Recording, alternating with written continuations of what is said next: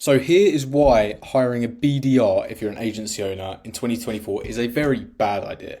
This is how businesses have traditionally grown. You hire SDRs, you hire BDRs. These bring in the sales for your business and grow your revenue. In 2024, in my opinion, this is not how it works and this is the wrong way to do it. I'm going to break it down step by step in this video and wait till the very end because I'm going to give you a solution that can actually do this for you, save you loads of time, save you loads of money, and it's just an overall much better solution, right, than hiring an actual BDR.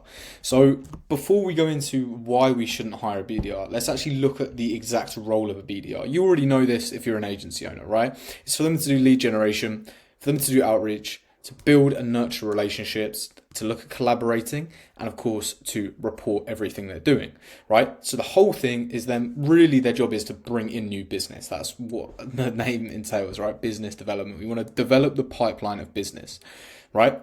People have been good at doing this typically because cold calling has been around for goodness knows how long, and it's been the main way of actually getting new clients, right? And that's what BDRs have been able to do. I know AI and tech is crazy right now. I'm not saying that AI is going to do cold calls for you. That we've tried it. It doesn't work, at least for now, but we have a better solution, okay? We have a solution that's going to tick all of these roles off much cheaper, much safer, much quicker, just so much better. And this can save big companies, honestly, millions and millions of pounds. So let's have a look at it. Let's actually break this down. So what we're looking at is a cost of a BDR. A decent BDR is probably going to cost you $80,000 to $100,000, especially if you're based in the US, right? There's cheaper options. Yeah, you can maybe get on for $40K, but if you want someone who's actually got industry experience, they're going to be able to do the stuff that's actually required of a BDR. You're going to need to spend a little bit of money, right? And what you get for that, you can break down the outputs, right? So you're probably going to get $100 a day, maybe 200, maybe 300. But nonetheless, X number of dials per day. They'll probably be sending about 30 LinkedIn messages per day from one LinkedIn account, which is theirs, which although they've built up a network over time, yes, that's good, their volume is still limited. And then maybe 30 targeted emails a day, right? Maybe 30, maybe less, in all honesty. I know recruitment companies and agencies that honestly send like 40 emails per BDR per month, right? Spec emails, NPC stuff, so very targeted emails, but the volume's so low, right? From that, typically what we see, you can maybe get 4 to 6 new clients per quarter with a really hot BDR. There's been countless times I've spoke to business owners and they've received 0 back from their BDRs over honestly a 6-month period. I spoke to a business owner recently and they had employed a BDR for 8 months and got 0 new clients. So these numbers are actually relatively optimistic, but that's what I want to do. I want to show you the best light of a BDR possible and then show you the other solution. Right, so say you're getting 4 to 6 new clients per quarter. Technically, if you're paying them $80,000 to $100,000 per year, that costs roughly $5,000 per client. Now, that's for the average BDR. So that's for a good BDR, right? So for an average BDR, when you take into account how many hours they're working, their holiday, other stuff they've got to do, admin, they may be closer to generating 4 to 6 new big accounts per year, right? So one every 2 months. That means it will cost $20,000 per client. So of course it depends how many clients they bring on, but if you're in the recruitment space and bringing on big high ticket clients, the cost per client's gonna be high. Right, it's going to be $5,000 to $20,000. Now, this is where we compare it to your average LTV of a client. Now, average LTV I've put as about $20,000, right? This is probably one placement. So LTV is actually going to be much higher than this, but I want it to be front end LTV. And what we also see, if you're a contingent recruiter, not retained, you're probably only going to actually get revenue from 1/3 of the jobs you place, because some people might, not jobs you place, but clients you win, right? Sometimes clients will just want a funding for it. Sometimes another agency will beat you, right? So we've put an average of $20,000 average lifetime value per every client you bring on. Okay, and this is very simple maths. We're just comparing how much your client brings you in terms of revenue versus how much you've paid to acquire that client. It's literally just cost per acquisition. Okay, the cost per acquisition for a BDR acquiring business is actually substantially higher than just the BDR, because this covers the BDR costs. So like BDR salary, right? But what else do we have that they've got to actually, that you've got to cover yourself?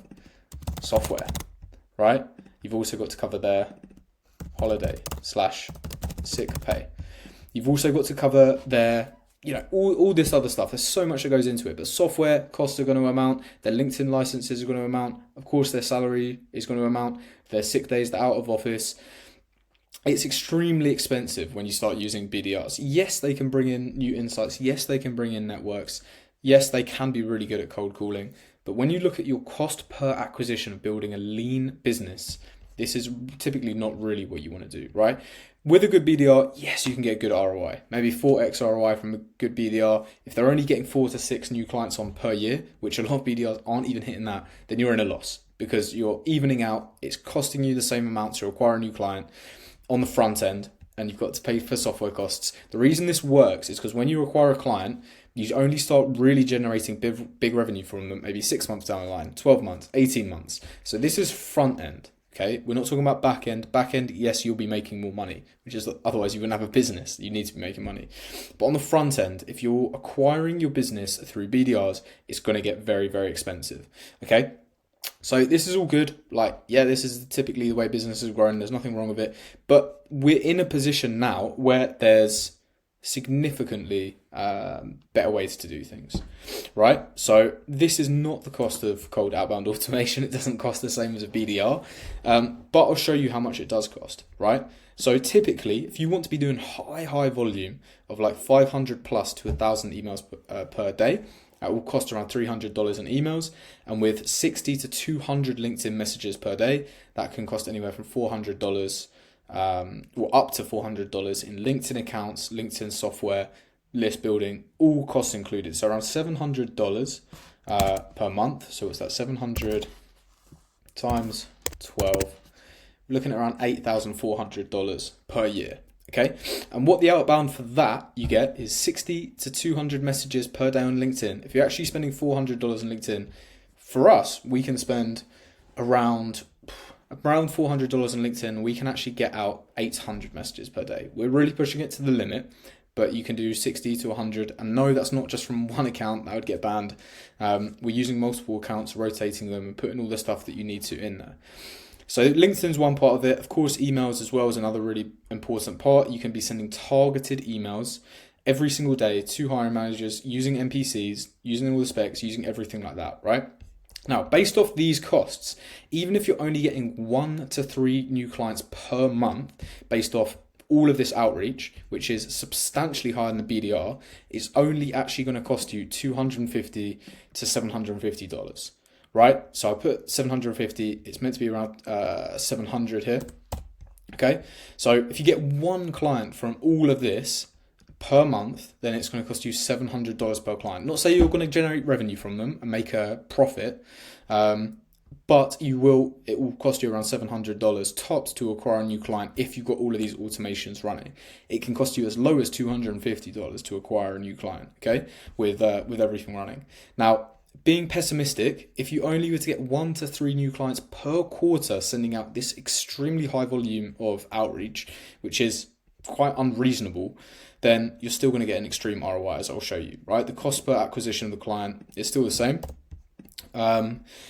And we're looking at the same LTV, right? These are the same clients you'll be acquiring. It's not just because you speak to someone on the phone, you can get a crazy high ticket client. Yes, maybe if you're using BDRs and going to networking events and building seriously long-term relationships, then that can amount to big contracts, right?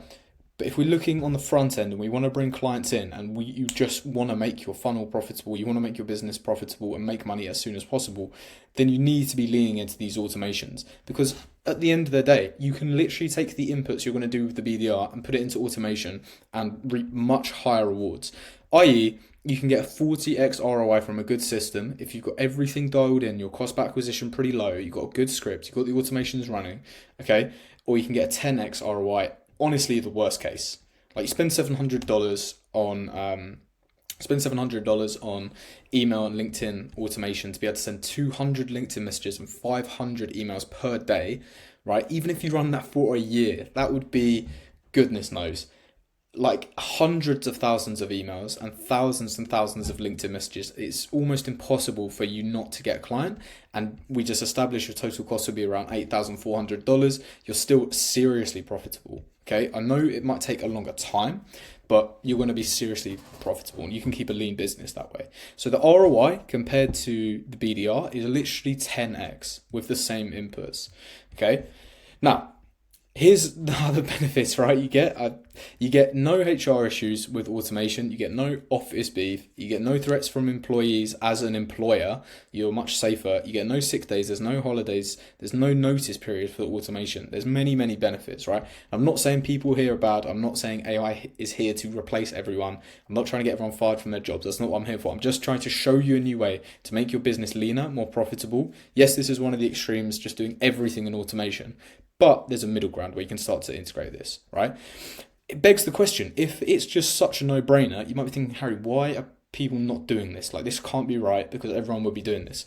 Now, for me, it 100% boils down to beliefs. Whenever you speak to someone who's a business owner and you say around cold outreach, what they'll say is, I get bad cold emails all the time. I don't want to be a spammer. I don't want to be the person that's flooding everyone.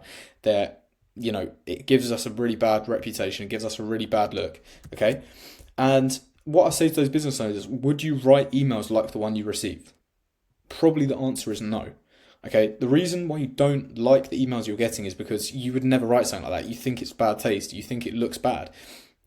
You have full control over everything that goes into your automation funnel and your outbound automation, right? So what we want to look at is effectively how it works.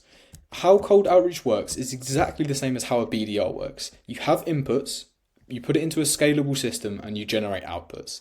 A BDR works the same, where you have inputs, you put it into a manual system, calling, speaking, networking, and you get outputs. The inputs usually are outreach, cold emails, messages.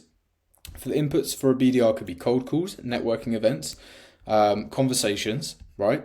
Put it into the system, the BDR does its thing, the automation does its thing, and you get the outputs, okay? So it really is dependent on the strength of the input, right? The strength of the system is dependent on the inputs you give it. If we give it very, very bad inputs, bad emails, cringy emails, ones that just don't look good at all to business owners, then yes, it will not work.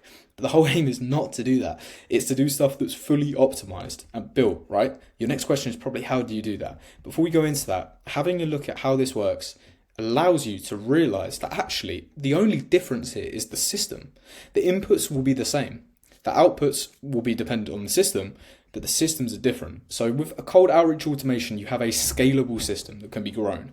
With the BDR, you have a manual system which can only be grown by headcount.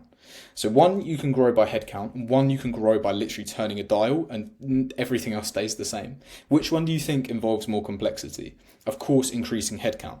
Your margins will suffer, potentially your culture will suffer. There's so many knock-on effects, and that's why automation is being leaned on by so many companies. Like, I've grown my company extremely lean, and we have honestly very high growth month over month, just because of the automations we use. It's fast, it's cost effective, and it's low risk, because if it doesn't work, guess what? The next week it's gone and I'm on to another automation tool.